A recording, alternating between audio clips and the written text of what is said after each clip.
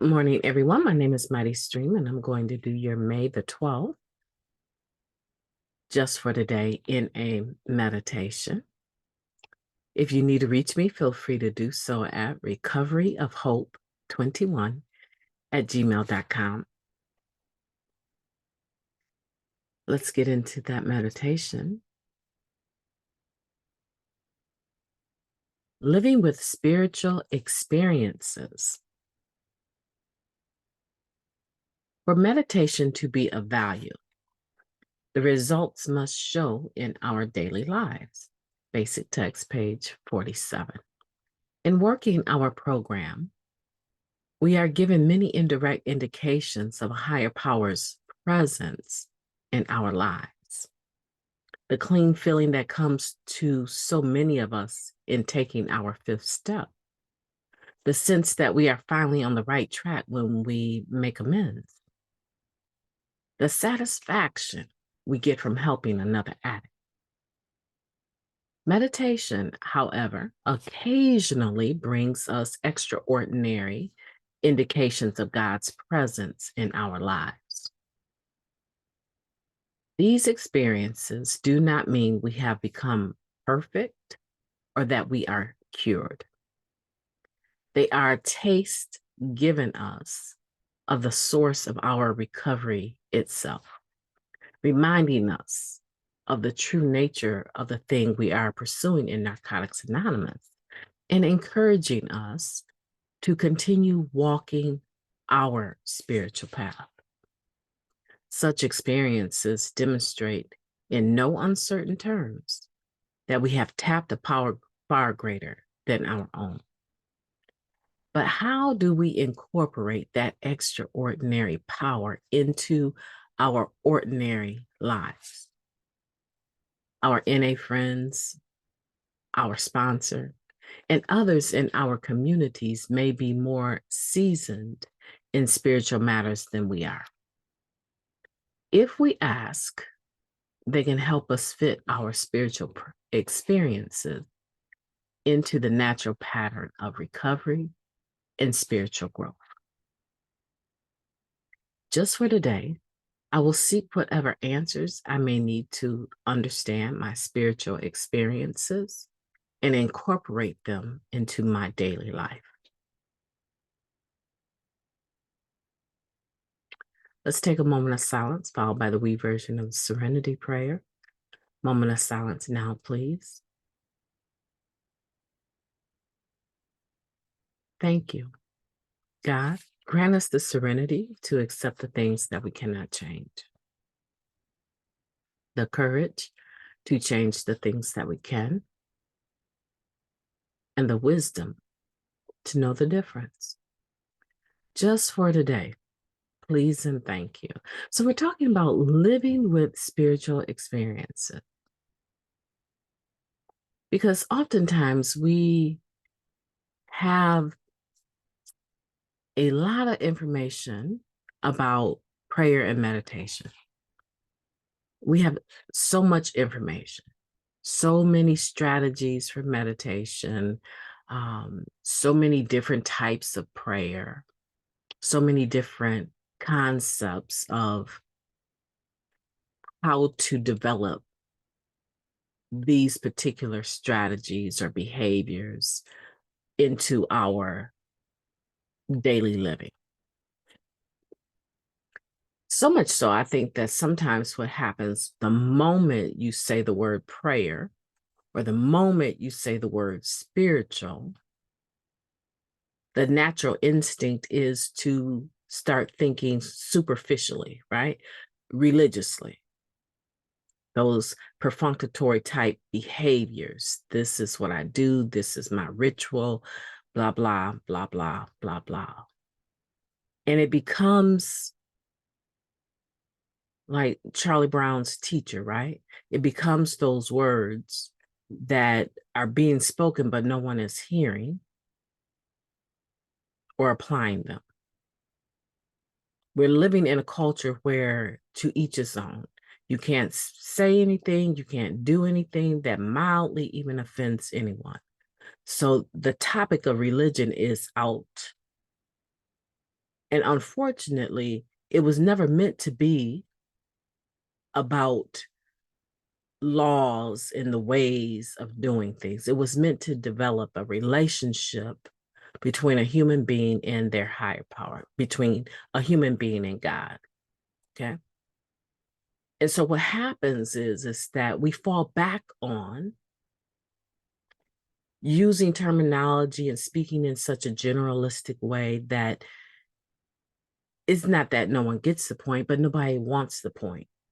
And so we just hit it superficially, because if we go too deep, now there's going to be the stigma that you are a religious person, but in reality, you may be a very spiritual minded person.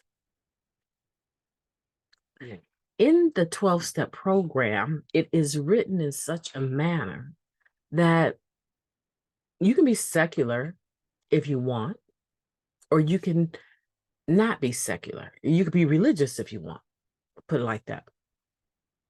But in either case, and everything in between and on the outside of both perimeters, that's never the point. The point is a spiritual experience in your life that has the fruit of what you say you have sown spiritually. It has the proof. The proof is in the pudding, right? So it has the proof, or as it says here, the results must show in our daily lives. Now, I don't want you to think that I don't cuss and never have cussed. Because if I get angry enough, I can slip, right? If I get worked up enough, I can slip. I don't consider that spiritual for me. It's an ongoing battle. I don't consider it spiritual. And it's something that I don't even like to substitute words for.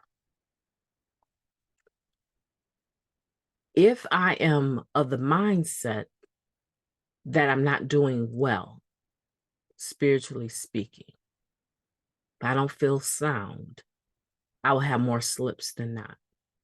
Okay? That's how I know where I'm at. And that begins to tell me, what's going on with you, girl? You need to reel this in. You need more time for yourself, because you're getting angry too quickly. And really, the behavior is just anger, unresolved resentment, fear, right? And anger for me. Now, that can be anything for anyone else. For someone else, gambling might be evidence that they are not where they want to be in their spiritual daily life. For someone else, it might be turning tricks, right? Or maybe they're a kleptomaniac, right? They love to go in the store and take stuff that don't belong to them.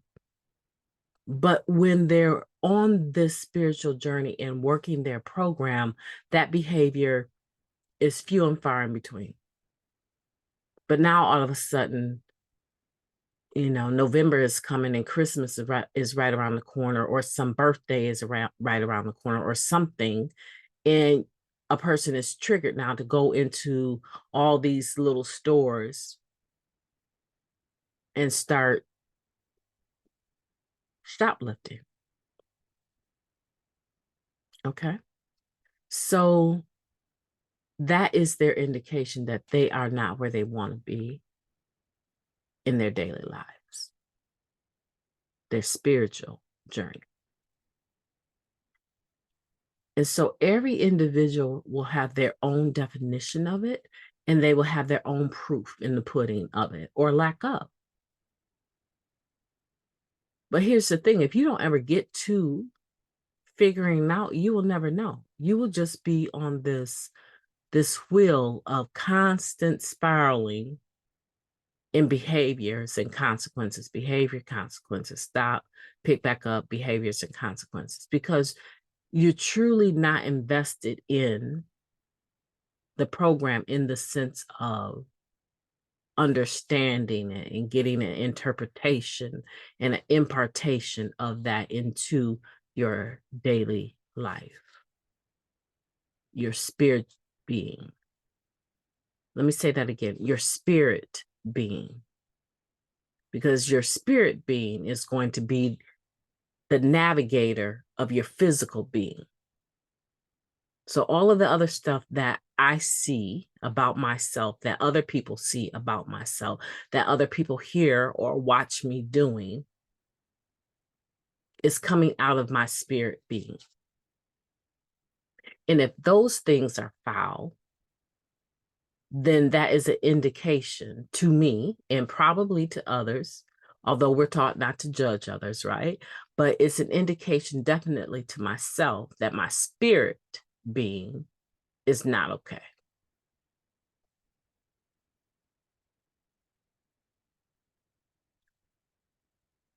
So when I'm working my program, I am going to have these, what I call the other day, mile markers, right? I'm going to have these indicators along the journey that I'm on the right track. And it could be something as simple as the way that I feel, the satisfaction I feel, as it says here, when I'm helping another addict.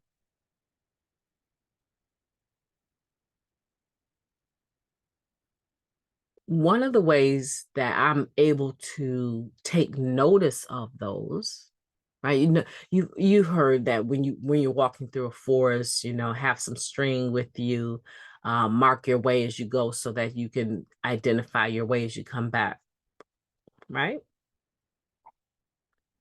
It's the same thing in our recovery journey. Meditation helps me to get quiet enough so that I can take note enough of the presence of God in my life. And I become more grateful. And I'm able to say, oh, yes, yes, yes, yes. That was a horrible experience, but I remember coming through that and feeling like, wow, God loves me. And that is what we're striving for, is to develop our spirit person enough to the point where we take notice of the presence of our higher power, a loving God that cares for us, that is truly the manifestation of our third and 11th step, and everything in between and outside the perimeters in a spiritual sense.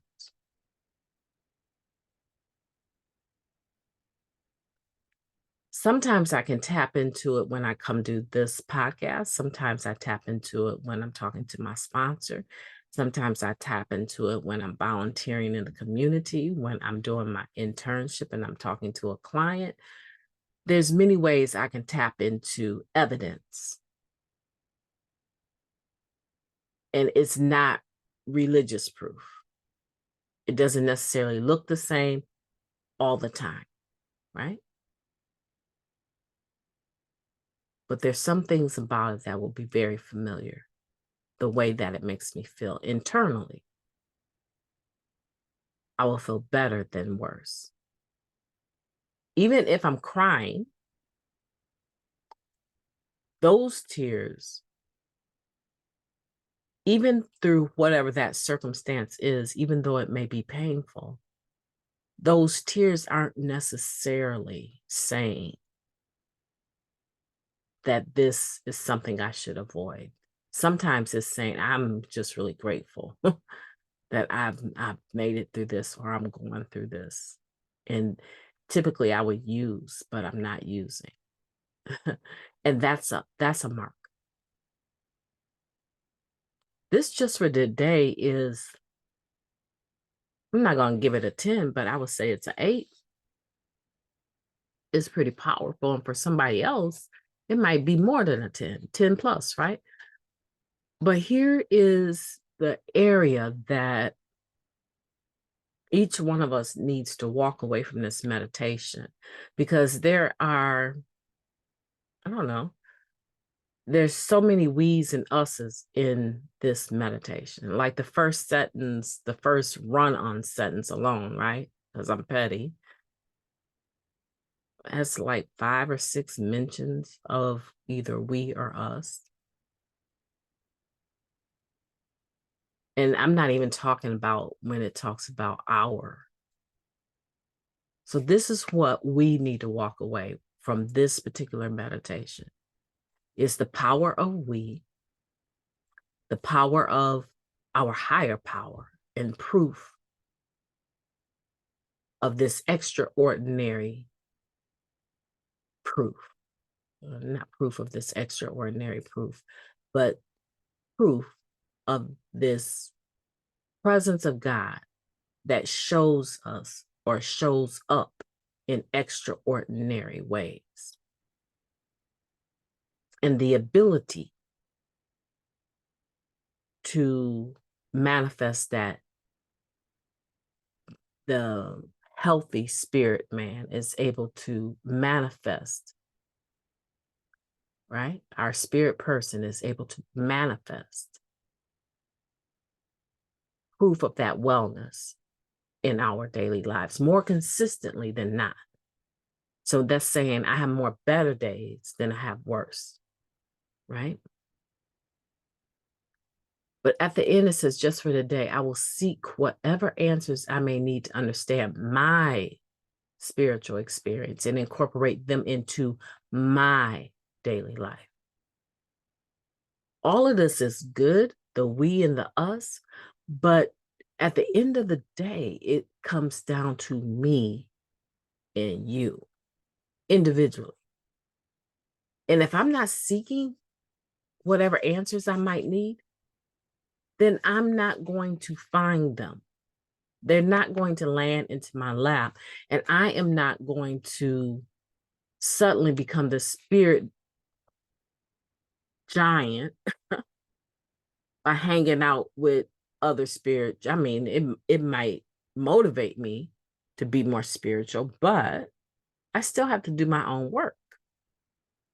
So today, we can have many spiritual experiences, but they come after seeking. And at the very least, through prayer and meditation, because that opens my eyes to the fact that it's not so much me as much as it is my higher power keeping me. I hope that makes sense for you. I've enjoyed talking to you today, and I hope that you will have a beautiful day on purpose.